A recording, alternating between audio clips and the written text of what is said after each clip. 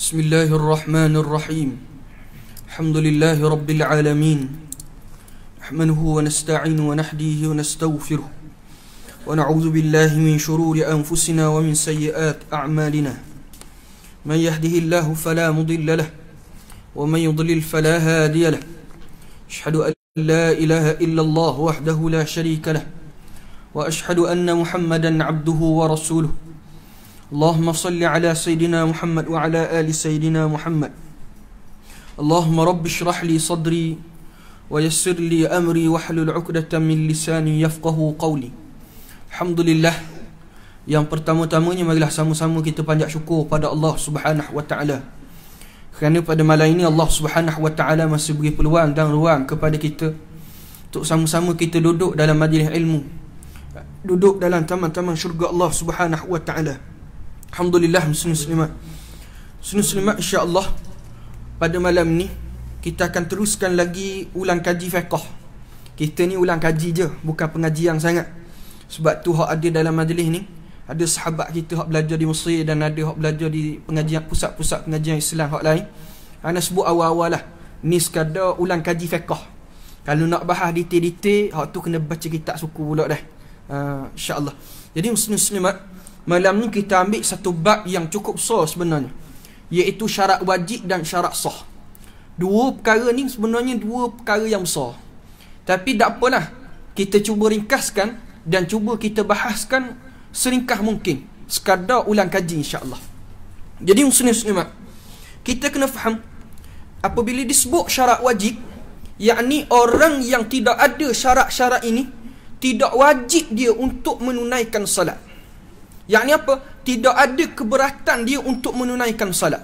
Ada berapa syarat? Kata ulama ada 6 syarat. 6 syarat yang ulama letak sebagai apabila seseorang ada 6 perkara ni, maka ada keberatan ke atas dia untuk menunaikan salat. Yakni apa? Jika tidak buat salat, hukumnya dosa. Bila ada 6 syarat. Kalau tidak cukup 6 syarat ini, kata ulama, tidak menjadi keberatan kepada dia untuk salat. Hanya apa? Hanya harus ataupun sunat semata-mata. Syarat yang pertama, syarat wajib yang pertama, kata ulama, yang memberatkan seseorang untuk salat, iaitu Islam. Allah Ustaz, semua orang maklum orang Islam wajib mayang. Sebab apa? Ia dalam sebut dalam kalau kita mengaji, orang Islam ni kalau tak semayang, sebab semayang dalam Islam dipanggil al-ma'lum bid-darurah. Saya IQ mana? Ni saya IQ ramah. Petang tadi baru ngaji mahalli. Al-ma'lum bid-darurah disebut dalam kitab matan waraqat. Al-ma'lum bid-darurah, yakni benda, kalaulah orang tadi dia ni tak semayang, orang kata biar betul mu Islam tak semayang. Muslim-muslimat, apa? Ya al-ma'lum bid-darurah. Tapi muslimat, kita kena faham satu benda. Adakah orang yang tinggal semayang hukum jatuh kufur terus? Dalam mazhab Syafi'i, orang yang tidak semayang hukumnya fasik selagi mana dia tidak mengingkari kewajipan semayang. Apabila ingkar kewajipan sembahyang, barulah jatuh kufur. Mana? Contoh dia sebut, bapa tak mayang, malah tak apa lagi, hukum dia fasik. Bapa tak mayang, mayang dia tak, gini-gini dia pun hurah, maka hak tu jatuh akidah. Ada pun 3 mazhab lain, dia sebut siapa yang tak semayang, mazhab Hanafi, Maliki, Hanbali, siapa tak semayang hukum dia kufur, sepakat. Sebab ada hadis Nabi sebut bainar rajuli wa bainal kufri tarkus salah. Hadis riwayat Imam Ahmad. Bandingan perbezaan di antara orang Islam dengan orang kafir, iaitu tinggal semayang. Ini muslim. Maka ulama sebut siapa hak tinggal semayang, 3 mazhab kata kufur. Mazhab Syafi'i dia kata hukum fasik. Ada pun hukuman bagi orang tak semayang, sepakat 4 mazhab kena hukum bunuh. Sepakat 4 mazhab kena hukum bunuh. Tapi mazhab Syafi'i kata orang yang tinggal semayang dihukum bunuh selepas dia ini ditahan dan disuruh tobat. Tapi hak suruh tahan, suruh tobat, suruh bunuh tu bukan kerja kita, pemerintah. Jangan pergi buat pandai-pandai. Kan pergi kan balik ni cari dalam kampung pi dok mayang, ikat buluh wak petak oleh kurung. Jeng balah habis lagi. Dia hukum hak kena jatuh hukum pemerintah, rakyat tak boleh. Hak hukum bunuh juga pemerintah, rakyat tak boleh. Cuma mazhab Syafi'i sebut siapa yang dihukum bunuh kerana tinggal semayang boleh tanam kubur orang Islam. Mazhab Hanafi kata kalau bunuh kerana tak semayang haram tanam perkuburan Islam. Tak boleh tanam. Bahkan kalau mazhab Hanbali sebut orang yang tak semayang haram pergi ziarah, haram solat jenazah. Jangan awak main-main. Sebab tu syarat wajib yang pertama Islam. Adapun orang kafir, bila dia masuk Islam tak wajib dia qada balik solat-solat yang dia tinggalkan. Adapun orang murtad, dia beza hukum orang kafir dengan hukum orang murtad. Adapun orang murtad, dia kufur, tiba-tiba dia masuk Islam balik, sepanjang dia antara dia kufur dia dengan Islam balik, wajib dia qada balik sembahyang tadi. Wajib dia qada balik sembahyang tadi. Dah ustaz kan murtad? Ya. Masalah murtad dengan masalah kafir dua masalah yang berbeza. Yang kedua, syarat wajib yang kedua, balik. Balik menjadi salah satu syarat wajib salat. Balik dalam mazhab Syafi'i, jadi balik seseorang dengan sebab 3 cara. Pertama, balik dengan sebab orang panggil keluar mani selepas umur 9 tahun. Selepas 9 tahun keluar mani baru hukum balik. Kalau umur 8 tahun tubik mani dah, dah boleh hukum balik lagi. Dia mesti selepas 9 tahun baru hukum balik. Dia kena beza sikit muslim-muslimat. Biarlah hak ni orang-orang tua ramai dah Allah ustaz cerita benda gitu. Ni orang-orang muda je kena belajar juga bab ni. Dia kena beza di antara mani, wadi dengan mazi. Mani hukum dia suci. Tapi orang ia maksud hukum mani suci, yakni kalau kena pada pakaian tak perlu basuh untuk semayang. Ada hak pergi tanya dalam kuliah. Orang hantar surat, ustaz, mani suci, boleh buat wuduk tak? Allah kata tak ada soalan ni. Muslim-muslimat, tak ada soalan benar nak tanya tu. Muslim-muslim. Mani hukum dia suci. Mana dalil mazhab Syafi'i? Sebab memang kalau kita tengok pada fiqh 4 mazhab, sebenarnya ada selisih pandangan ulama mani ni suci ke tidak. Tapi mu'tamad mazhab Syafi'i, mani hukum dia suci. Yakni benda kalau kena pada pakaian boleh khutih. Sebab disebut dalam hadis Sayyidatina Aisyah, khutih air mani Rasulullah kena pada pakai jubah, Rasulullah pakai kemudian salat tanpa Rasulullah basuh. Sebab tu dalam mazhab Syafi'i hukumkan mani sebagai suci, tapi mewajibkan mandi. Tapi mani tidak membatalkan wuduk. Ni pening sikit. Mani tak batal wuduk tapi wajib mandi. Yang kedua, mazi. Air mazi ni benda air permulaan syahwat. Hukum dia najis tapi membatalkan wuduk. Adapun wadi, wadi ni air keputihan, hukum dia najis, membatalkan wuduk. Okey. Keluar air mani bagi orang lelaki, orang perempuan bila genap umur 9 tahun hukum balik. Ataupun bagi orang perempuan yang keluar haid. Haid ada berapa ciri? Kata ulama, haid ada 3 ciri. Pertama, warna. Warna haid ada 5. Pertama, hitam. Yang kedua, merah. Yang ketiga, perang. Yang ketiga, kuning. Yang keempat, kuning. Yang kelima, keruh. Dah warna pula, warna perang, kuning gitu ustaz. Jangan tanya aku. Tanya kok, payah nak jawab. Sebab tu muslim-muslimat, anak sebab dalam majlis ni ramai penuntut ilmu, sahabat-sahabat ngaji mesti ada apa semua. Anak nak sebut pada itu, kita kena faham, tidak sempurna ilmu fiqh seseorang selagi mana tak kahwin. Jadi dah ustaz, kita pakat kahwin ramai-ramai, muda-muda. Maksud dia tidak sempurna ilmu fiqh selagi mana tak kahwin.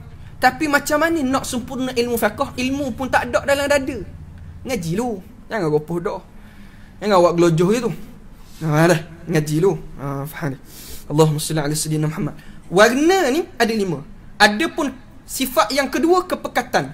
Pekat, cair. Yang ketiga, bau. Bau kurang berbau. Maka ni 3 sifat darah haid. Apabila keluar darah haid ketika umur 9 tahun, maka dihukumkan sebagai balik.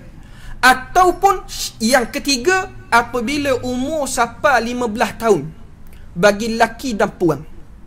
Umur sampai 15 tahun, kalaulah contoh mani tak keluar, darah haid pun tak keluar, tiba-tiba bila cukup umur 15, maka dia automatik jadi balik. Orang tanya, dah warna dak mayang lagi? Kita dak balik lagi. Umur apa? 21. Lah apa dak balik? Mani dak keluar. Kita lelaki pula, mana keluar haid? Berat tu. Ya, kalaulah bila genap umur 15 tahun, sama ada keluar mani ataupun tidak, keluar haid ataupun tidak, automatik jadi balik. Okay, muslimat lah. Maka orang yang balik, yang pertama genap 15 tahun, ataupun dengan keluar mani, ataupun keluar darah haid, maka jadi balik. Bila kita nampak sini muslimat, yakni benda, umur haid dia antara 9 ataupun 15 je kalau kita faham tak? Kalau kurang daripada 9 tahun, mustahil orang tu balik. Kalau kurang 9 tahun. Kalau 15, lebih 15 tahun, mustahil tak balik lagi. Mustahil tak balik lagi. Kalau dia kata umur 20, tak balik, mung lebang. Berapa? Umur 15, automatik balik. Muslim-muslimat. Okey, maka syarat wajib yang kedua balik. Adapun orang yang tidak balik, tidak wajib dia semayang, tapi jadi kewajipan kepada mak ayah. Wajib atas mak ayah ketika mana anak-anak tadi sampai umur 7 tahun, wajib diajar. Apabila sampai 10, maka dia rotan. Sebab apa? Ini pendidikan. Kalau kita buka dalam kitab pendidikan anak-anak tarbiyatul aulad yang dikarang oleh ulama-ulama Islam, semuanya sebut kalau nak didik anak supaya akhlak jadi comel, mesti didik dengan semayang. Bukan didik ABC. Mak boleh tengok anak cakap orang putih gelepar mak. Muslim. Anak tak erti baca Quran, relax. Ni kena tengok sikit lah. Sebab hari ni kita duduk bincang dengan 2-3-4 orang asatizah. Hari ni cabaran semakin besar. Golongan kunyit-kunyit dan serai-serai semakin berkembang. Muslimat, masalah nak selesai masalah ni, tak dapat tidak mesti kembali pada cara didikan agama, iaitu benda jaga bab semayang. Orang pun tanya, ustaz, guana cara bab semayang, cara dah, tapi apa tak selesai juga masalah? Kata ulama, sebab kesempurnaan semayang tak siapa. Syarat wajib, syarat sah, rukun. Kayak gini rukun kita bahas sesuai. Bab rukun hak ni kena bahas banyak. Masya Allah, kita temu satu video ustaz dia mengajar di Dungun. Ada orang hantar pasal doa iftitah. Dia ajar, dia kata kalau baca doa iftitah tak boleh mula daripada Allahu Akbar kabira. Dia mesti sebut bila Allahu Akbar, lepas tu terus kena sebut kabiran walhamdulillahi katsira. Anak kata bapa? Patut dengar balik penjelasan ustaz tu. Dia kata kalau sebut Allah, kita takbir Allahu Akbar, lepas tu kita pun sebut Allahu Akbar kabira walhamdulillah. Dia kata berbilang-bilang takbir. Kata pulak dah ustaz ni reka. Kemah molek nampak. Muslim. Sedangkan dua masalah beza tau. Boleh pergi sama. Ustaz tu dengar wallahu a'lam ngajar surau ni, tapi orang tak audio. Dia kata ustaz cek komen sikit. Anak pun dengar. Dia kata tidak sah kalau kita sebut doa iftitah Allahu Akbar kabira, batal semayang sebab 2 kali hukum. Hukum dia, hukum takbiratul ihram. Kata reka boleh jadi. Ya bahan mana dah. Allahumma salli ala sayyidina Muhammad. Jadi kena beralih sikit. Jadi insya-Allah kita pergi sesa ni. Syarat rukun yang ketiga, kata ulama, berakal. Orang yang ada akal wajib dia semayang. Okey, muslimat, wajib di orang yang ada akal bersembahyang. Adapun orang yang tidak berakal, gila ataupun cacat pada akal, tak wajib semayang. Tapi ulama kata kena ingat molek, kalaulah hilang akal tadi disebabkan usaha dia sendiri. Dia tahu dah kalau bahan ketung banyak-banyak hilang akal, cacat terus akal. Ia pun bahang ketung banyak-banyak. Kata ulama, sekalipun dia tak wajib tapi dia tak berdosa. Ada pun hilang akal memang Allah Ta'ala yang buat. Tu dah memang Allah Ta'ala buat belaka. Kan ada pula lagi. Dah ustaz hilang akal dengan sebab ketung pun Allah Ta'ala tetap kok. Memanglah. Tapi kena tengok pula asbab musabab. Jangan salah faham gitu. Allah, anak pergi hospital 2-3-4 hari ni, ada doktor duk cerita. Pokcik-pokcik makan bisa. Doktor pun nasihat, tak boleh makan bisa ni, sakit kat gigi. Dia kata doktor kena ngucap mulai. Makan tak beri mudarat, hak beri mudarat Allah. Pula dah mari hospital siapa suruh kata. Obat-obat ni tak beri. Balah dok guna kok. Aduh lah, macam-macam. Habis gitulah muslim-muslim kena faham malak dah. Okey, akal. Orang yang gila ataupun budak-budak yang belum memayih, tak wajib dia semayang, tapi wajib ke atas mak ayah didik. Yang keempat, syarat wajib yang keempat, suci daripada haid dan nifas. Bila sebut suci daripada haid nifas, macam mana nak tahu suci haid nifas? Kata ulama dua kaedah. Dalam kitab Asy-Syaikh Baijuri sebut, diketahui suci haid nifas dua masalah. Pertama, dengan tubik cecair putih, ataupun orang Puang panggil keputihan. Apabila tubik keputihan, itu tanda haid sudah berhenti. Okey, orang pun tanya, ustaz, apa hukum keputihan? Keputihan ni, kata ulama, kena tengok molek. Keputihan ni tubik daripada mana? Asal keputihan tadi daripada batin faraj ataupun zahir faraj. Kalau batin faraj, hukumnya najis. Kalau zahir faraj, hukumnya suci. Hak ni kena bincang balik, bincang dengan bini lah. Tak sesuai nak bahas sini. Baik dah. Keputihan, keluar keputihan, salah satu tanda suci. Ataupun yang kedua, kata ulama, dengan memasukkan kapah. Masuk kapah. Bila darah berhenti mengalir, dia pun masuk dalam bilik air, basuh-basuh, dia pun ambil kapah, dia buat masuk. Bila buat tubik kapah tadi mesti putih seperti mana masuk. Kalaulah kapah tadi bila tubik kuning-kuning, keruh-keruh, kata ulama, hukumnya masih lagi haid. Dia mesti masuk dan keluar putih seperti biasa. Muslimat, ana baru sudah tulis buku Al-Khulasah fi Bayani Ahkam Al-Mar'ah. Buku ni baru sudah tulis, tapi baru sudah tulis lama dah, tapi baru sudah kemas kini. Racangnya 28 bulan ni daurah di Uniza. Tapi tangguh dulu kerana ada beberapa masalah. InsyaAllah lah bulan 8 ni kita daurah kitab ni. Al-Khulasah fi Bayani Ahkam Mar'ah. Buku bab haid nifas. Panjang lagi lah. Panjang lagi perbahasan. Muslim-muslimat. Suci daripada haid nifas, maka diketahui suci dengan dua kaedah. Okey, masalah dia. Contoh, seorang puang, dia ni suci haid dia di akhir-akhir waktu solat. Contoh mana? Zuhur pukul asar masuk pukul 3.55 ataupun 3.58, haid dia berhenti. Ada 3 minit, ada 4 minit lagi sebelum masuk asar. Wajib tak dia semayang? Okey, kata ulama, contoh 3 minit, 4 minit, mana dang ustaz nak pergi ambil wuduk apa segala, dah wajib qada ke tak? Kata ulama kena tengok. Dalam masa 3 minit, 4 minit tadi, dang tak dia takbir dan sempurnakan satu rakaat semayang. Dang tak dia takbir dan sempurnakan satu rakaat semayang. Contoh kalau semayang zuhur 4 rakaat, dang tak dia dang semayang serakaat. Jangan kira ambil wuduk, jangan kira. Daripada takbir sapalah naik rakaat kedua dalam masa 3 minit ni, dang tak serakaat. Dang ustaz, saya mayang dalam ni 4 minit 4 rakaat.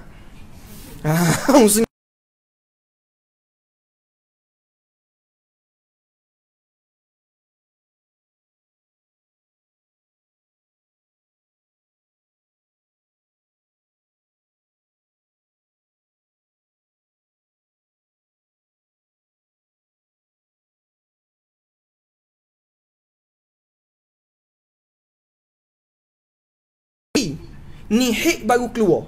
1 zuhur, 1 5 minit haid baru keluar. Ada 5 minit wajib tak dia semayang? Bila suci kat gigi, wajib tak dia qada semayang? Kata ulama kena tengok dalam masa 5 minit ni dan tak sempurnakan satu solat. Kalaulah suci haid di akhir waktu, kena tengok dan tak satu rakaat semayang. Adapun kalau mari haid di awal waktu, maka kena tengok dan tak sempurnakan satu solat, 4 rakaat ataupun 3 rakaat. Kena tengok gitu. Faham dah? Kalau tak faham tanya mulai. Kita nak dengar-dengar tu. Kalau tak faham kita tanya balik insya-Allah. Maka kena tengok. Okey. Dan masalah yang terakhir dalam masalah suci haid, suci nifas. Kita kena faham satu masalah lagi. Dalam mazhab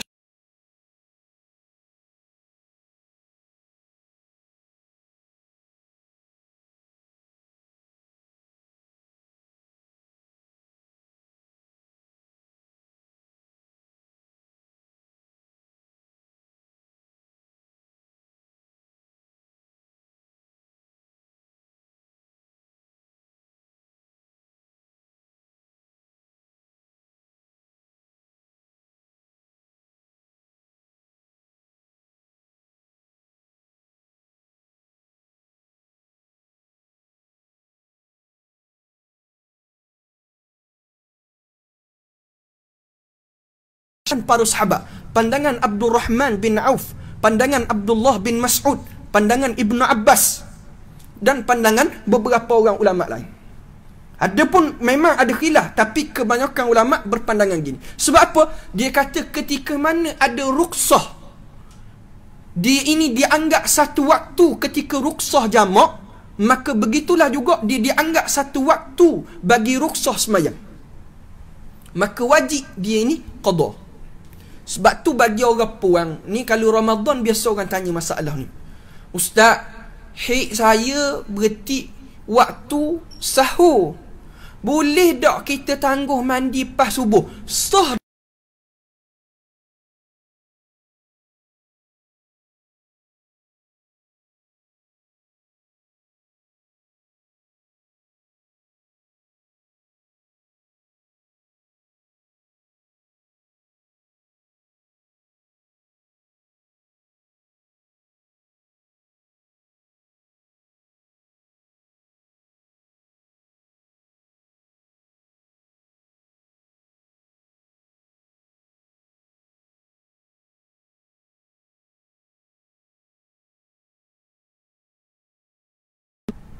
dah qada maghrib tak apalah tangguh lepas subuh pun.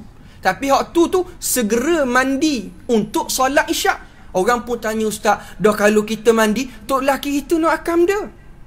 So, geraklah, suruh masuk diri. Bukan Allah ustaz, derhaka sahih. La ta'atin li makhluqin li maksiatin fil khaliq. Kena faham kaedah.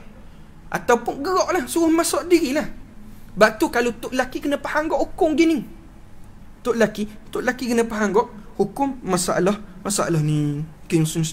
Yang kelima, syarat wajib yang kelima, sampai dakwah. Syarat wajib solat yang kelima, sampai dakwah. Yang ni benda sampai dakwah Islam ke dalam tempat duduk dia. Kampung dia tu siapa pendakwah Islam. Tapi kita duduk tengok-tengok muslim-muslimat, learning siapa belaka dah dakwah. Katakanlah tak siapa dakwah, maka tidak wajib dia semayang, dan juga dia ini tidak dihukum di hadapan Allah Ta'ala untuk dia ni tak semayang. Sebab tu muslim-muslimat, kita kena faham molek.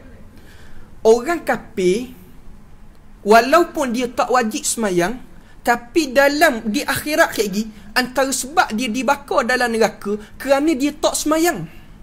Ni faham hukum molek. Sekalipun orang kafir, dia tak wajib semayang, tapi dia ini tetap kena hukuman di hadapan Allah kerana dia tak semayang. Sebab tu ayat wailul, ayat apa ni? Dalam surah Muzammil, malaikat tanya, ma salakakum fi saqar? Qalu lam nakum minal musallin. Malaikat tanya, apa mu banyak ngak dalam neraka ni? Maka orang dalam neraka saqar jawab, kami tak semayang. Ayat tu Allah Ta'ala tuju bukan untuk orang beriman, tapi ayat itu kena atas orang kafir.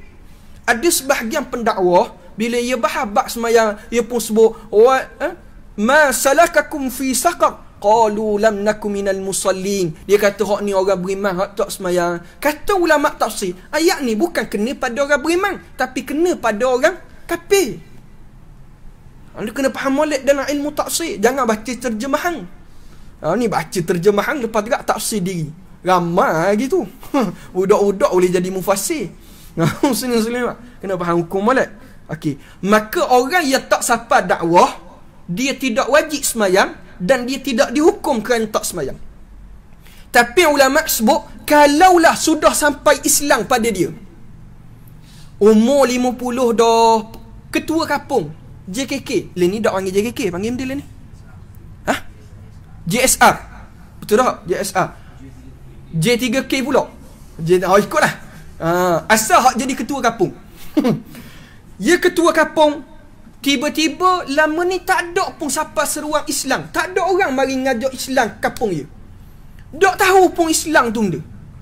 Tiba-tiba siapa pendakwah mengajar, dia pun peluk Islam. Ulama berselisih pendapat, adakah dia ini kena qada ke tak semayang?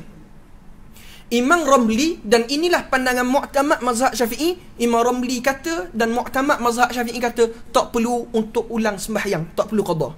Tapi Imam Ibn Qasim kata tetap kena qada balik sembahyang di antara umur dia balik sehingga sampai dakwah Islam. Ni atas khilaf lah. Tapi mu'tamad tak wajib sebab dia balik ke atas syarat Islam balik.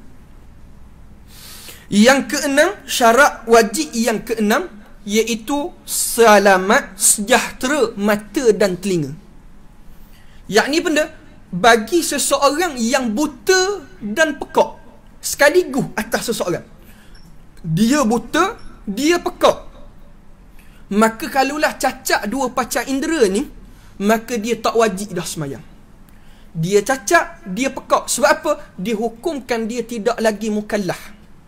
Orang yang cacat lagi pekak, dia tidak wajib dah semayang. Tapi kalau cacat saja, telinga dengar, hak tu wajib lagi. Ataupun telinga dengar tapi mata buta, hak tu wajib lagi. Kalau dua-dua, pekak pun dia, tuli pun dia, pekak tuli samalah, pekak pun dia, buta pun dia, maka wajib dia semayang. Tak wajib dah dia semayang. Kalau salah satu, tetap wajib. Sebab apa? Gitu. Kita kena faham, dia panca indera untuk kita belajar ni sama ada dengan mata ataupun dengan telinga. Antara dua ni. Maka Islam nampak, kalaulah dua-dua ni tak ada, maka dia tidak boleh dah untuk cerak belajar. Maka dia tidak mukallaf. Dia hukumkan tidak mukallaf. Maka bagi orang yang cukup 6 syarat ini, wajib dia sembahyang dalam waktunya. Dalam waktunya. Melainkan 3 masalah saja dimaafkan bagi orang yang melepasi waktu. Dia boleh semayang melebihi waktu dia. Ada 3 masalah. Masalah pertama hak dimaafkan, iaitu bagi orang yang bermusafir. Yang pertama dimaafkan bagi orang yang ini terlupa. Orang terlupa dimaafkan. Contoh masalah warna. Kita duduk mengajar, ataupun kita duduk baca kitab Zuhur, masuk waktu Zuhur, kita duduk baca kitab. Lepas tu kata perhabis kitab sikit lagi lama ni maya awal waktu sama. Tapi yang ni kata tengah baca buku ni sayang rasa. Kek semayang. Ada azan dah nak semayang kek Ada azam dah nak semayang. Kalau tak ada azam, tetap dosa. Dia mesti ada azam untuk tangguh semayang. Kek kita semayang insya-Allah dalam waktu ada azam. Maka tiba-tiba sudah baca buku dok teringat jiran mari duduk sembang boba. Aso kak garik aku dak mayang Zuhur tadi. Maka kata ulama dimaafkan tapi wajib qada. Tapi adakah wajib segera? Kata ulama berkhilaf pandangan. Khilaf pandangan. Yang kedua, orang yang tertidur. Orang yang tidur dimaafkan dia ini lupa waktu. Contoh, tidur belum Zuhur, kejut-kejut garik. Anak, ustaz doa nak tidur. Anak pernah temu muslimat macam kita duk cerita lah.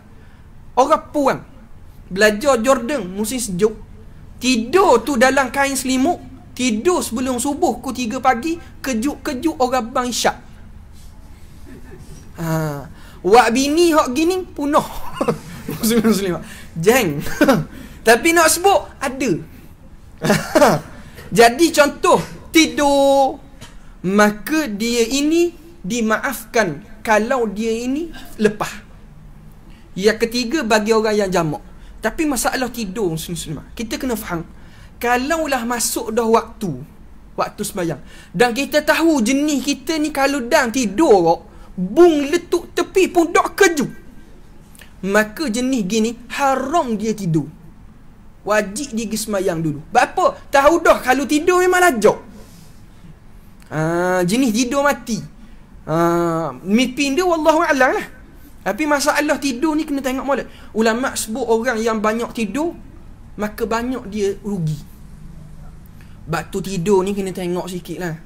Tidur, ulama kata tidur yang cukup dilarang 2 waktu. Pas subuh, pas asar.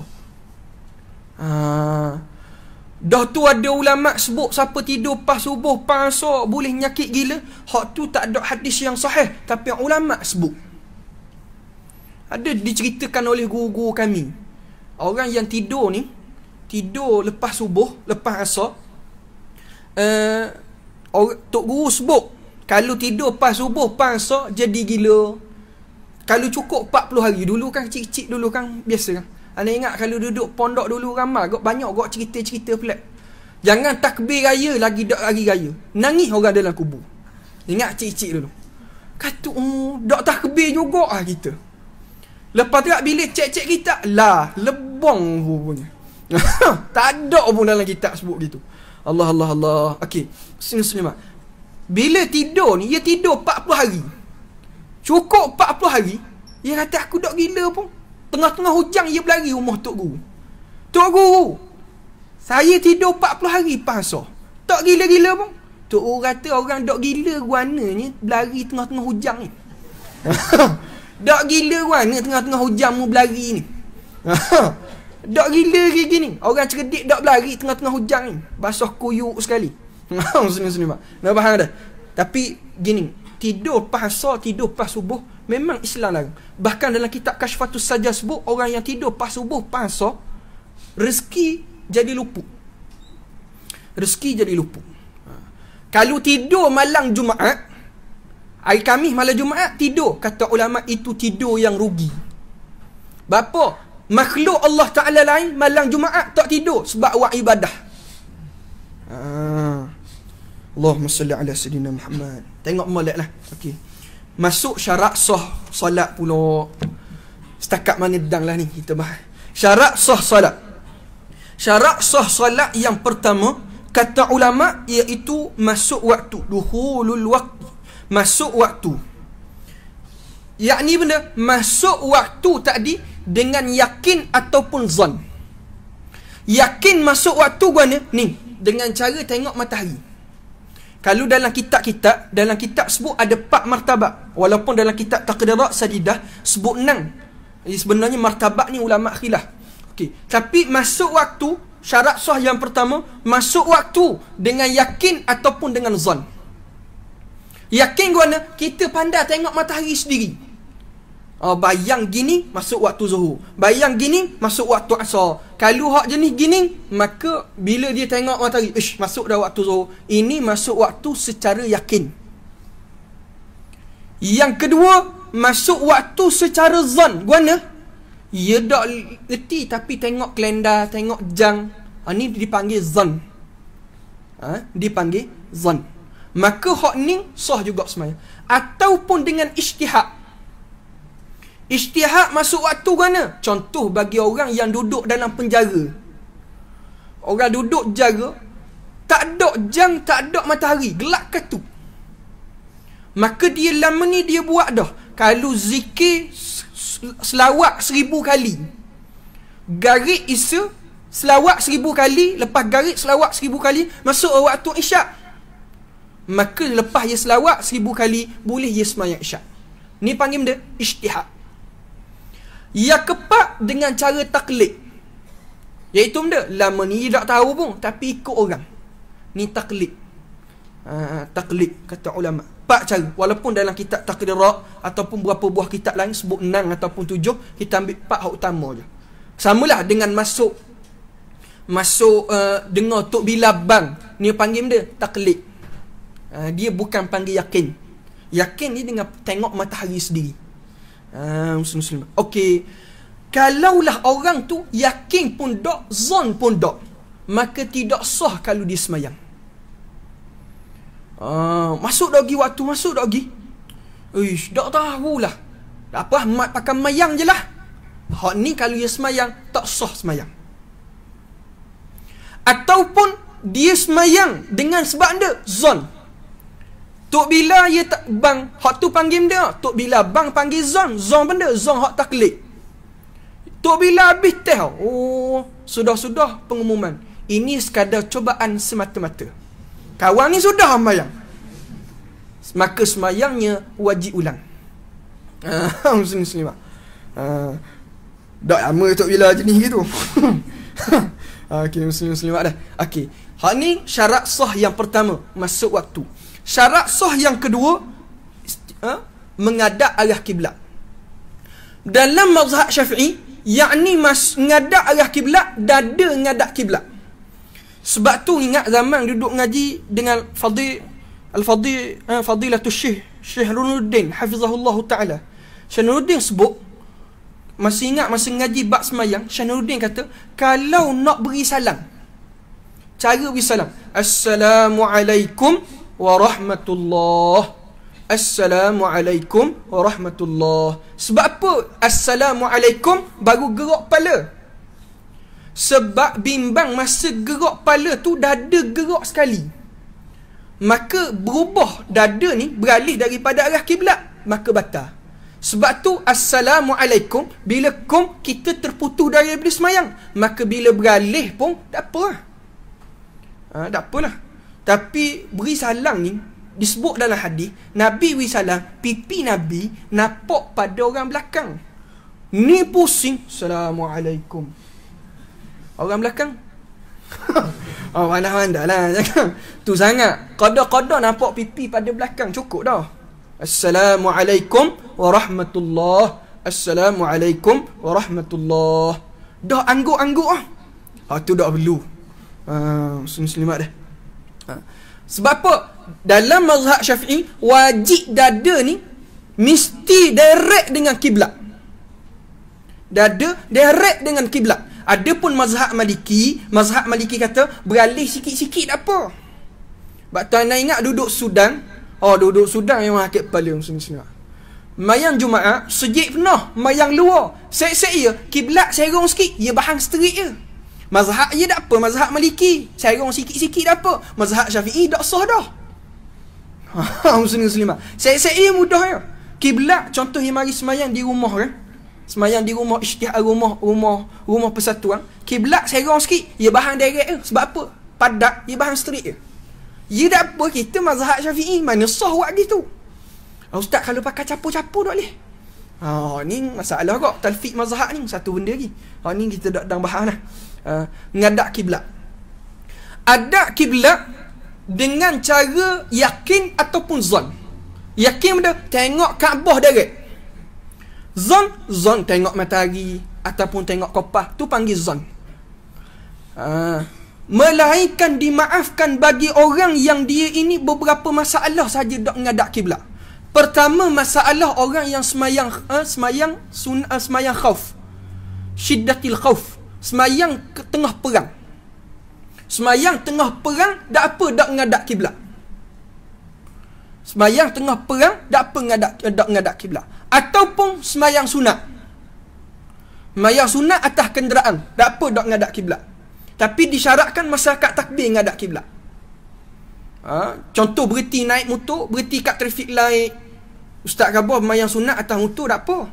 Dia pun ada arah kiblat kejap, Allahu Akbar, pegang mula. Jangan dak pegang. Dak pegang jangan. Pegang, lepas tu mayang macam biasa.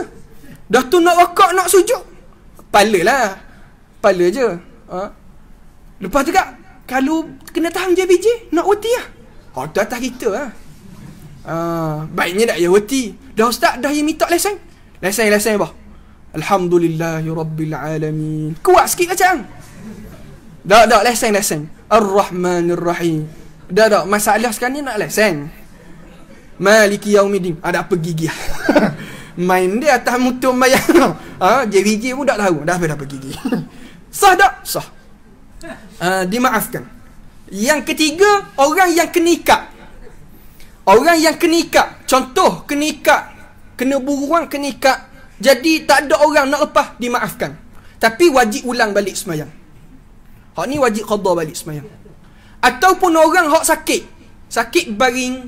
Tak mampu ngadak kiblat. Tak ada orang nak alih. Wajib dia qada balik. Dia wajib semayang. Tapi, wajib dia qada. Wajib dia qada balik semayang. Kena faham kaedah muslim-muslimat. Okey, bagi orang yang semayang diri, dada wajib ngadap kiblat. Orang yang semayang atas kursi ataupun semayang duduk, boleh ngadap kiblat. Dada kena ngadap kiblat. Semayang atas kursi sah ke tak sah? Ni jadi isu. Sah ke tak? Sah, tak ada masalah. Cuma apabila semayang atas kursi, kita kena faham, orang yang mampu rokok seperti biasa, wajib dia rokok seperti biasa. Orang yang mampu berdiri seperti biasa, wajib dia berdiri seperti biasa. Ni rokok boleh, cuma tak boleh sujud sebab lutut sakit, darah, congek mutu malam. Rebah jadi lutut darah lah. Nak sujud tak boleh. Maka dia pun semayang duduk. Rokok boleh tak macam biasa? Boleh. Maka kena rokok macam biasa. Kena faham kaedah dah. Ada pun orang yang semayang baring, muka dengan kaki dia kena direct ke arah kiblat. Muka dengan kaki dia direct ke arah kiblat. Dah muka nak ngadap orang ni ustaz, dia kena akak sikit kepala. Kena buat tinggi sikit kepala biar muka ni ngadap kiblat. Sebab kita kena faham muslim-muslimat, bagi orang yang tak mampu diri, wajib duduk. Wajib semayang duduk. Tak mampu duduk, ngiring. Ngiring ke dada kanan. Tak mampu ngiring, baring. Tak mampu baring, tak gerak, tak boleh gerak tak. Dengan mata. Mata tak boleh. Dengan hati. Hati tak boleh, mati lah. Kalau hati pun tak boleh, matilah. Faham dah. Maka ngadap kiblat. Bagi beberapa masalah, dimaafkan, dia tidak menghadap kiblat. Okey, satu masalah. Iaitu semayang atas kapal terbang. Sahabat kita, ana 2-3 hari ni duduk buat pembacaan pasal masalah semayang atas kapal terbang. Bagi sahabat-sahabat yang boleh baca kitab Arab, buka kitab Taqrirat Sadidah. Masalah ni ada. Yang kedua, boleh buka kitab Baba Abu Qutaibah. Satu kitab Baba Abu Qutaibah tulis satu bab khusus, satu kitab khusus semayang atas kapal terbang. Tapi anda dah habis lagi baca buku tu. Okay, muslimat, masalah mayang atas kapal terbang, kita kena faham. Wajib semayang atas kapal terbang apabila cukup syarat wajib. Cukup syarat wajib, wajib semayang atas kapal terbang.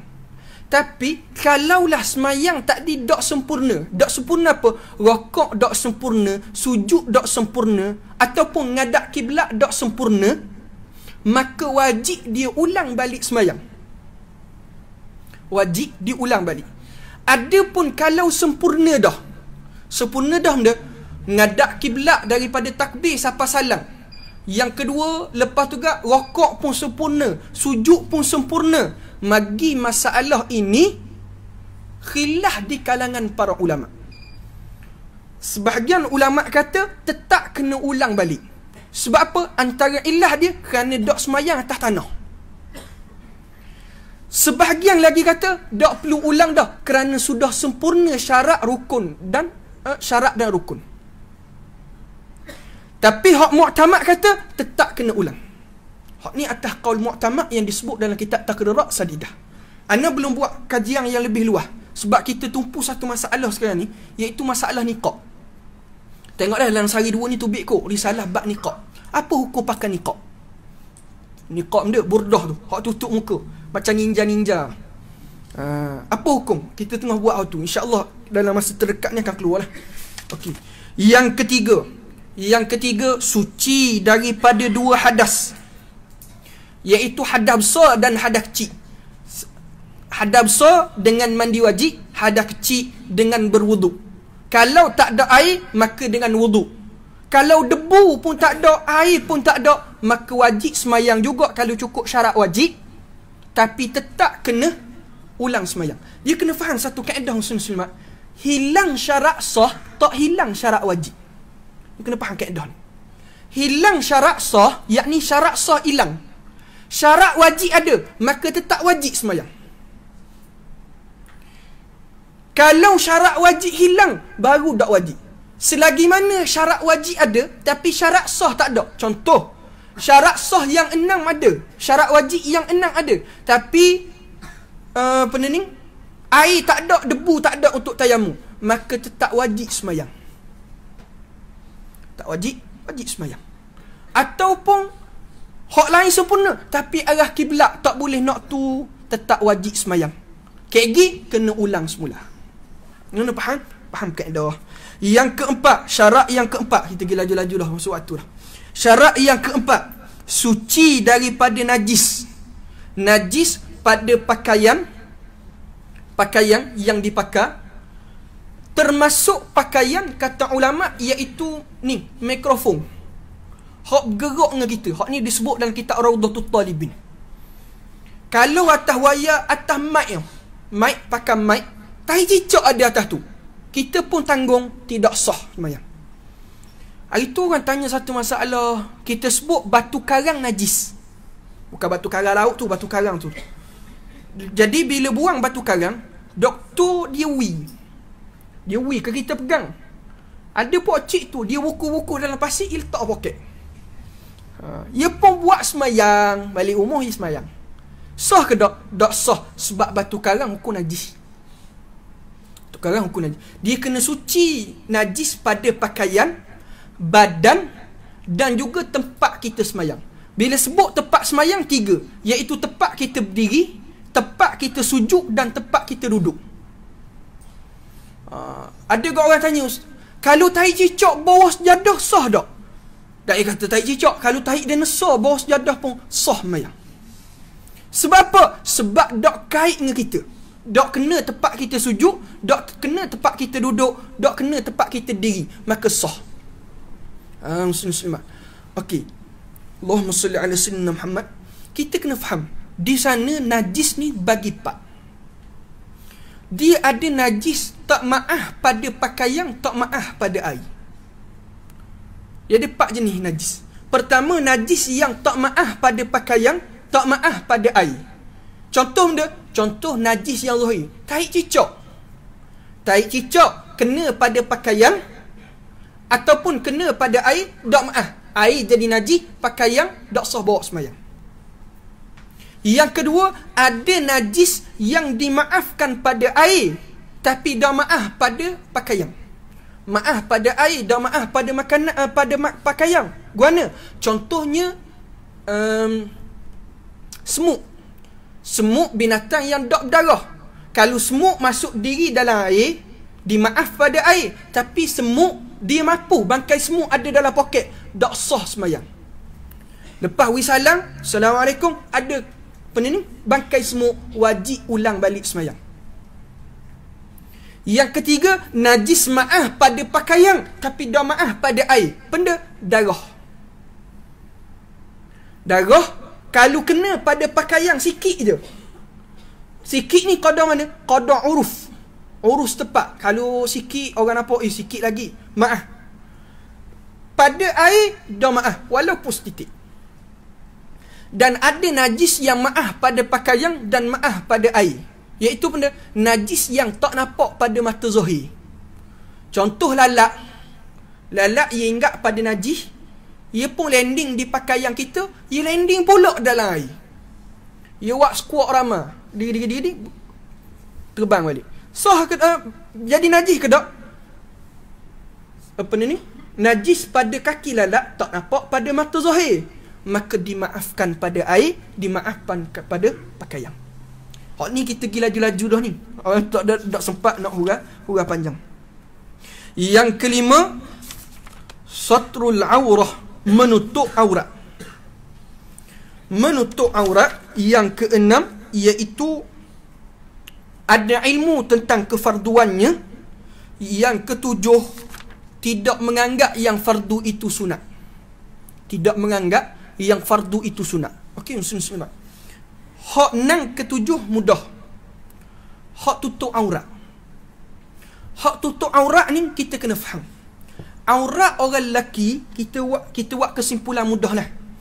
Aurat, dia syarat tutup aurat, dia ada syarat tutup aurat. Kata ulama, syarat tutup aurat ada 3. Ada 4. Syarat tutup aurat ada 4. Pertama, syarat tutup aurat pertama, mestilah benda yang tutup aurat tadi adalah zat ataupun benda. Tak boleh tutup aurat pakai lupa. Tak sah. Dia mestilah bentuk zat ataupun benda. Kain. Yang kedua, mestilah dia ini, Allahumma salli ala sayyidina Muhammad, mestilah sesuatu tadi dipakai pada badan. Kalau dia duduk dalam bilik gelap, dia tak pakai sorak benang, dia duduk dalam bilik gelap, dia tutup habis lampu, tikar. Memang gelap kat tu. Dia diri pun tak nampak dia. Kalau senyum nampak lah. Nampak gigi putih je. Hak lain memang gelap, tak nampak. Kata ulama, tetap tak sah sembahyang. Yang ketiga, mesti tutup bahagian atas dan keliling. Ni 3 syarat. Atas dan keliling. Yang ni benda, kalaulah orang tak ada, orang lelaki lah, orang puang tak buat, orang puang bahagian ni comel. Tapi ada berat kau. Dia pakai hak sikat. Kain kelana tu. Kain kelana kau orang panggil dia. Kain mayang tu lah, sikat. Bila time rokok ke sujud, jadi terakak, nampak. Tu tak maaf tu. Orang lelaki bak ni kalau mari sejik comel. Kajubah, kaju Melayu. Tapi mayang rumah, kain plekat aja. Kilah. Tanya akak takbir, bulu tiak jatuh tu. Muslim-muslim. Ni tak comel lah. Okey, masalah orang lelaki, tanya semayang, dia pakai kain plekat. Lepas tu pakai baju pagoda. Apa doksah ke mayang pakai baju ke? Bukan. Kan pagoda kan, leher dia labuh kan. Lepas tu semayang pula, ni kepala kain plekat ni letak bawah perut. Nak tak atas perut tak bawah. Lepas tu tai rokok terbuka hak ni. Cucu pun pergi suluh. Cak. Nampak pusat toki. Batas sembahyang. Sebab apa? Dia dihukumkan daripada atas ataupun keliling. Tak sah tak? Tu imam cari jubah. Tak pakai pula kain dalam. Batal tak sembahyang? Batal. Dah tu guana ustaz. Dia 2. Sama ada kita niat mufaraqah ataupun niat imam baru. Seorang ia pergi depan, duduk sebelah tu imam. Pertama niat mufaraqah. 2 cara. Pertama niat mufaraqah. Ataupun yang kedua, seorang ia pergi duduk sebelah tu imam. Tu imam bila orang mari sebelah, reti-reti batal dah tu. Jangan pergi sebut subhanallah. Ni tu imam batal semayang, kain cari. Ya, subhanallah. Tu imam kata salah benda aku. Baca Fatihah betul dah. Subhanallah. Dah benda masalah benarnya sekarang ni. Subhanallah. Lala kali tu imam pusing. Benda masalah mu benarnya. Muslim-muslimah. Kena pandai-pandai lah. Bila batal, tu imam batal, jangan sebut subhanallah. Gi sebelah tu imam. Gi sebelah. Tu imam bila orang duduk sebelah, reti-reti batal dah tu. Lari lah. Jangan tu imam, benda-benda. Jangan tanya pula. Dah ustaz, kita pergi sebelah, tu imam tak gerak. Kata ulama, tolak sikit. Kalau tu imam tak reti, tolak, ia bahang pula. Gocoh terus depan. Kena tengok lah. Sebab tu orang nak jadi tu imam ni, orang kena orang aling. Sama juga orang duduk belakang tu imam, mesti orang aling. Kena faham molek kaedah. Okay, muslim-muslimat. Mesti tutup bahagian atas, bahagian keliling. Ada pun bawah dimaaf. Cucu yang main cermin, dia pergi bawah kain plekat toki. Cak. Tak atas. Berapa? Dimaaf bahagian bawah. Ataupun tu dia sujud kan pakai kain plekat, sujud kadang-kadang nampak. Jadi guanya sebahagian ulama kata dimaaf sebab dia dihukumkan bahagian bawah. Yang keempat, Sebahagian ulama kata 3 je, tapi sebahagian ulama tambah lagi. Sebahagian ulama dia kata 4 ni bukan rukun, tapi syarat kesempurnaan. Iaitu benda mesti menjaga kehormatan. Yakni benda, kalau ustaz ataupun tok guru pakai seluar 3 suku, ataupun pakai baju lengan pendek, pakai baju hot collar, apa ni, bendera tu hot tubik, ada benang gitu je. Allah tubik, Allah seksinya tu imam, tubik rumah. Pakai kain blackout pula. Kilah tinggi pula. Muslim. Kata ulama, sebahagian ulama kata tidak sempurna dia tutup aurat. Bapa menjatuhkan maruah. Sebab tu orang nuntut ilmu dia kena jaga pakaian. Orang hafal Quran, piyah kena jaga. Nak bojeng tak ada masalah, tapi piyah kena jaga atas kepala. Ustaz, piyah tak wajib. Memanglah, mu kena faham hukum pula. Kan ada pula bahas lagi kan. Okey, hak tu selesai. Aurat, mana bahagian aurat? Ngelah dah ni. Mana bahagian aurat? Bagi orang lelaki, aurat bagi orang lelaki kita kena faham. Aurat orang lelaki sama lelaki. Aurat orang lelaki dalam semayang di antara pusat dengan lutut. Lutut aurat ke tak? Ya, aurat juga. Tetap kena lutut tutup. Ada pun orang lelaki depan orang puang bukan mahram. Orang lelaki depan orang puang bukan mahram, seluruh tubuh melainkan tapak tangan dan muka. Atas qaul mu'tamad. Sebab tu sebahagian ulama kata, kalaulah penuntut ilmu pakai baju lengan pendek, jatuh sikah. Jatuh sikah. Dah tu ustaz, saya nak pakai qaul dhaif. Qaul dhaif kata depan orang puang bukan mahram pun daripada lutut sampai ke pusat. Samalah orang lelaki depan orang puang yang mahram, depan lelaki sama lelaki. Ana cakap dengan seorang kiai Indonesia. Bila sebab kita buat kajian Muslim-Muslimat, kadang-kadang nyakit kunyit ni dia jatuh ramai ke orang belajar agama. Setakat kita buat kajian lah, sahabat-sahabat duduk bantu orang ngaji agama. Sebab ia nak, bukan kita nak cakap pelik ni, sekadar ilmu. Sebab ia nak lepas ke orang puang tak boleh. Nak pergi jalan orang puang, nak pegang orang puang, jaga sikah. Jadi lelah kali dengan lelaki. Sebab yang kedua, sebab tu di Indonesia dia tidak benar orang lelaki buka baju depan orang lelaki. Sekalipun dalam asrama mesti buka dalam tandas. Nak saling pakaian ke dalam tandas, tak boleh buka depan kawan-kawan. Bapa jaga kehormatan. Dan nak tengok benda ni ada betulnya juga. Sebab itulah sahabat-sahabat molek juga buat kajian bab ni. Kau ni buat kajian lah. Okay, Allahumma salli ala sayyidina Muhammad. Dan aurat, hak tu aurat orang lelaki. Aurat bagi orang puang yang tak merdeka, yakni benar orang puang hamba. Puang hamba, aurat dia di antara pusat hingga lutut dalam semayang. Pusat lutut. Bagi orang puang yang merdeka, orang puang yang merdeka sama orang yang mahram di antara pusat dengan lutut. Orang puang yang merdeka depan orang yang mahram dia di antara pusat dengan lutut. Yang ni benda aurat, contoh depan adik-beradik, aurat ni pusat lutut. Dah tu atas. Bukan nak cakap belik, nak faham hukum. Sebab ada orang pernah tanya, ustaz, dalam kitab sebut aurat orang puang depan mahram pusat dengan lutut. Dah tu depan adik-beradik dah kan boleh buka hak atas. Guana maksud situ bukan boleh buka hak atas. Yakni benda, contoh nak wi susu dada anak, dimaaf buka. Jadi kalau adik-beradik tengok, tidak dosa. Faham tak? Hak tu je hukum, bukan suruh buka. Faham dah? Bukan nak cakap belik, nak suruh faham hukum. Allahumma salli ala sayyidina Muhammad. Ada pun orang puang depan orang yang bukan mahram dia, lelaki ajnabi. Mu'tamad mazhab Syafi'i, orang puang depan orang lelaki ajnabi yang bukan mahram, tubik luar rumah, seluruh tubuh. Sebab itu qaul mu'tamad dalam mazhab Syafi'i, orang puang wajib pakai burdah luar semayang. Ada pun dalam semayang tapak tangan dengan muka. Dah tulen ni ustaz ramai dak pakai burdah, dak pakai niqab, guna hukum.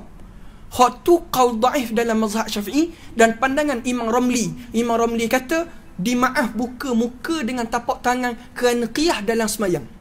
Semayang boleh buka, maka luar semayang pun boleh buka. Tapi mu'tamad mazhab Syafi'i kata tetap kena pakai burdah. Sebab tu hamba bahas hukum ni, insya-Allah disalah tu esok ataupun lusa tu biarlah. Tulisan lama dah tahun 2015 tapi baru kemah kini mula. Jadi itulah muslimat perbahasan berkaitan dengan syarat wajib dan syarat sah secara ringkas. Bulan depan kita bahas bab fiqh korban.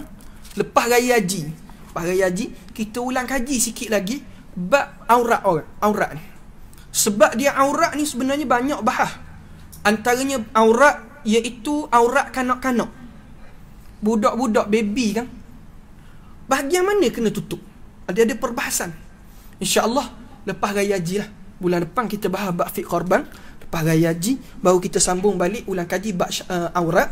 Dan kita sambung rukun semayang ni pun ada khilaf. Ada ulama mu'tamad kata 13, tapi ada pandangan sebut 14, ada pandangan sebut 17, ada pandangan sebut 18, 19, bahkan sampai ada 24 rukun atas khilaf.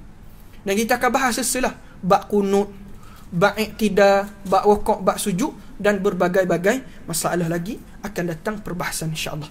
Wallahu a'lam. Ana minta maaf banyak salah dan silap sahabat-sahabat yang ada dalam majlis ni.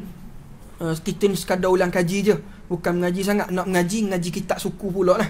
Sekadar ulang kaji, moga-moga bermanfaat. Muslimat, sini ada pengumuman lah sikit. Pengumuman yang pertama, kutipan dana malam ni. Kutipan dana malam ni khas untuk surah Al-Hikmah.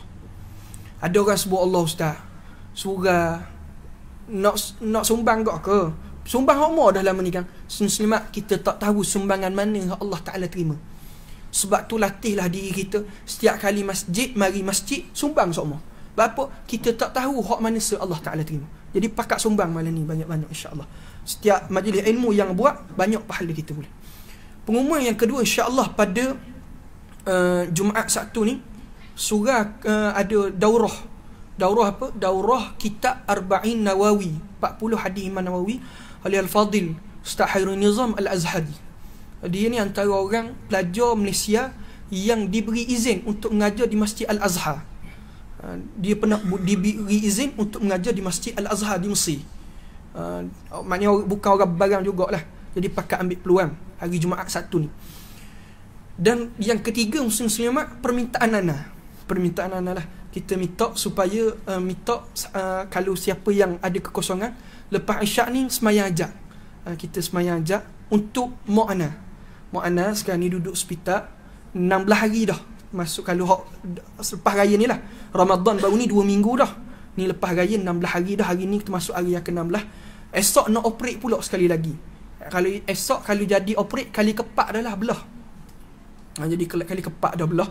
Jadi nak minta semayang ajak, moga-moga Allah Ta'ala permudah, Allah Ta'ala wi kesihatan dan Allah Ta'ala wi yang terbaik lah kepada semua insya-Allah. Jadi itulah muslimat pengumuman pada malam ni. Ada soalan tak? Dia ingat nak tanya? Ada soalan? Ya. Ya.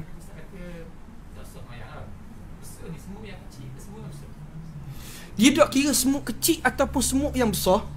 Apabila sedar bila ada dalam semayang tidak sah.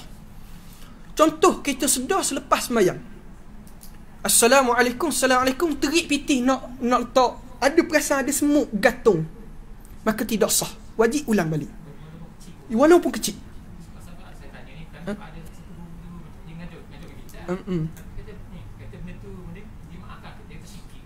Dia sikit kalaulah najis tadi tak nampak pada mata zahir. Bila nampak pada mata zahir, sekalipun kecil nampak pada mata zahir, tidak maaf. Sebab bangkai semut mu'tamad mazhab Syafi'i najis, kena faham masalah. Adapun kalau tak nampak ataupun Assalamualaikum turun luar nak letak duit dalam tabung baru perasan ada bakas semut, maka dia kena takdir semut ni mapuh lepas semayang ke sebelum semayang. Kalau lepas semayang maka sah semayang. Kalau sebelum semayang, yakni dia semayang dalam keadaan bangkai semut ada dalam, maka wajib ulang balik. Dia kena takdir. Takdir guana ya ikut berat hati dia. Kena tak anggar lah. Begitu masalah.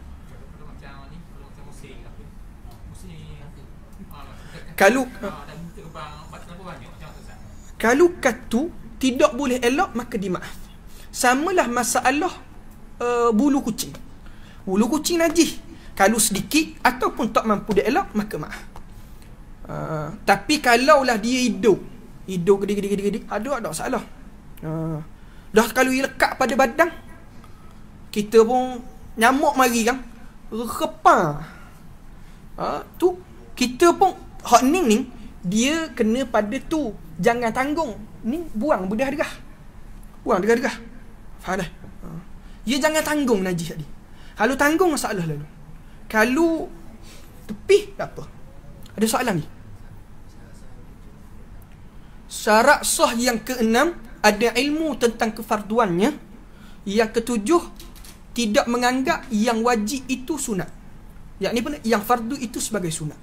Dia benda dianggap duduk antara dua sujud tu sunat, maka tidak sah sembahyang. Aneh. Sebab tu kita kena faham ibadah tapi kena dengan ilmu. Dalam kitab matang Safwatuz Zubat, Syekh Ibn Ruslan sebut, wa kullu man bighairi in ya'malu a'maluhu mardudatun la tuqbalu. Orang yang beramal tanpa ilmu, amalannya ditolak, tidak akan diterima. Dia ada soalan ni? Tak ada soalan dia.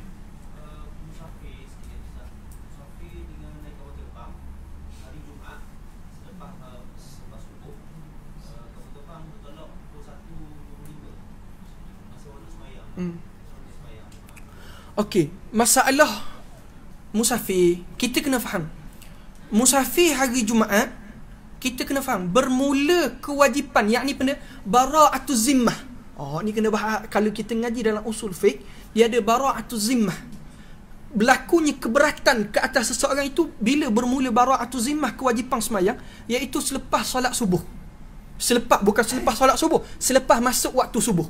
Jadi kalau seseorang bermusafir sebelum masuk waktu subuh, apa maksud musafir? Keluar daripada kampung dan niat dia gini, gugur wajib Jumaat. Gugur wajib Jumaat antaranya dengan sebab musafir. Musafir tadi disebut dalam kitab Mughni Muhtaj, tidak disyaratkan musafir tadi musafir yang melebihi 2 marhalah. Gugur wajib Jumaat adalah dengan sebab musafir, tapi musafir tadi tidak diwajibkan mencukupi 2 marhalah. Semata-mata musafir gugur dah wajib Jumaat, cuma syarat turun sebelum subuh, keluar sebelum subuh. Okey, dah ustaz flight pukul 1:05, jadi saya turun rumah pukul 12, nak semayang Jumaat, tapi dah atas kapal terbang, macam mana? Maka bagi orang ni, sebab dia turun lepas subuh dah wajib Jumaat ke atas dia, tapi dah sebab dia memang ada azam untuk semayang Jumaat, tapi dia tidak mampu, dia tidak berdosa, tapi dia boleh semayang Zuhur dan boleh jamak dan qasar dengan Asar. Ada masalah. Sebab apa? Bukan niat ataupun azam dia nak tinggal Jumaat, tapi kerana tidak ada kemampuan. Adapun kalau memang dia niat dah nak tinggal Jumaat, saja ambil tiket pukul 1, hak tu memang dia ni tidak, hukumnya haram. Dia boleh jamak, tapi dia boleh jamak dan qasar selepas orang sudah sembahyang Jumaat. Ini disebut dalam kitab Majmu'. Allahu a'lam. Ada soalan ni?